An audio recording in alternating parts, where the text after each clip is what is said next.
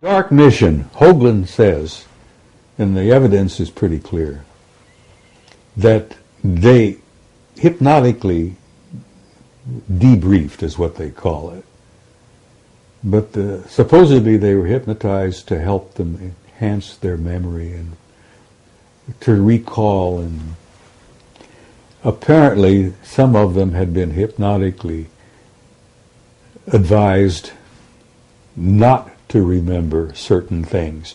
As much as I admire Ed Mitchell and respect him, tremendous, wonderful guy, he has admitted publicly in front of other people that his time on the moon, walking on the moon, was kind of vague. He can't recall everything. And of course,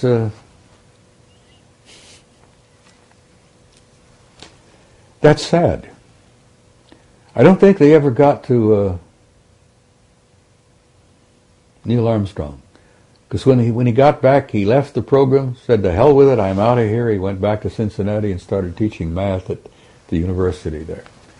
And Armstrong hasn't said 5 words publicly since. Uh-huh.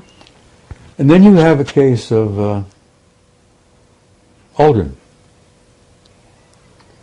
Now, Aldrin has had experiences where he has been with friends, and the subject would come up, and Buzz would start to cry, or he would get nauseated.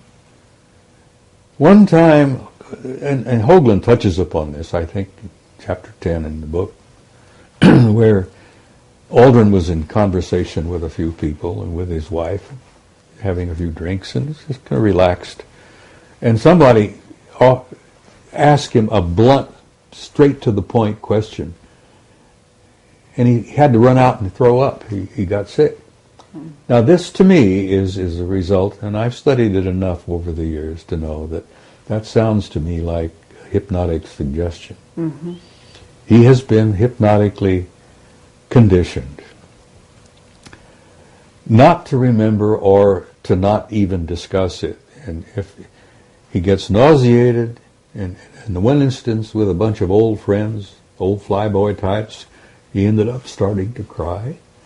Now this breaks my heart, because Aldrin is a good man. He was one of our better men to be selected for that program. Mm-hmm. You know the story, and this is common knowledge. They got back from Apollo 11. They put Aldrin in a sanitarium for about 6 weeks. He was suffering from alcoholism. Do you believe that? Do you believe one of our best and bravest, one of the finest, who in the Apollo program suffered from alcoholism? Nonsense. You know, that apparently it was the programming to be reinforced. Now, why would a grown man with his background break down and cry like a baby, or end up getting nauseous and barf on the subject? That's hypnotic, post-hypnotic stress. So what is it on the moon that is, that is so important that they want to completely whitewash it out? Oh my God, the astronomical societies, the professional astronomers in this country have been guilty of criminal activity. You may quote me. They've been guilty of criminal activity for years to not discuss the reality of what they knew on the moon. There are major facilities and major activities going on the moon all the time. Not only that, the moon has water. Now, whether it's a natural process from the satellite, or whether it's water that's been stored there for use, there are vaporous signs of a form of an atmosphere in the bottom of some of the craters. Now, astronomers have seen these pictures, but that dishonest bunch of nitwits won't discuss it. They're scared because you know why? 90% of their income comes from government grants. And when you've got a government grant, and that's your prime source of income, you're going to say whatever the government says you should say, or don't say whatever the government doesn't want said. Well, anyhow, there's some atmosphere on the moon, at least in the base of several of the larger craters. There is water on the moon, but there is major activity going on. I mean, we're talking about engineering activity. There are giant ships that come and go out of the craters. Mm-hmm. There are lights all the time. They have noticed bridges appearing and then disappearing. I mean, they're active as hell on the moon. But the same activity is going on Mars. Sure. You've seen my photograph, I guess. It's not only my photograph. But there is a city the size of Chicago underground on Mars that's generating so much heat it shows up in infrared photographs. Are you in touch with John Lear? I've met John. I've been in his house a time or two. I visited him. I have a tremendous respect for him. The reason I like John is he's been nailed, as I have, as a damn fool maverick, you know? I mean, this is his pet, project. The establishment has tried to ridicule John Lear, and you can't ridicule John Lear because he's got sources similar to some of my own that are beyond question. He's getting people inside, feeding him information almost on a regular basis. Uh-huh. I get mine in bits and pieces when I go to conferences and when I meet people, But John gets it direct. Okay, I have a question for you about Arlington Institute and what's might be happening in October, because we have a lot of information coming at us about October and about something that may be planned. I don't know if you've heard some of this stuff. We have our top secret witnesses are coming at us saying, that the economy is being engineered to crash here in the U.S. Oh, this whole thing has been engineered. All right. It's been diddled. This is a joke.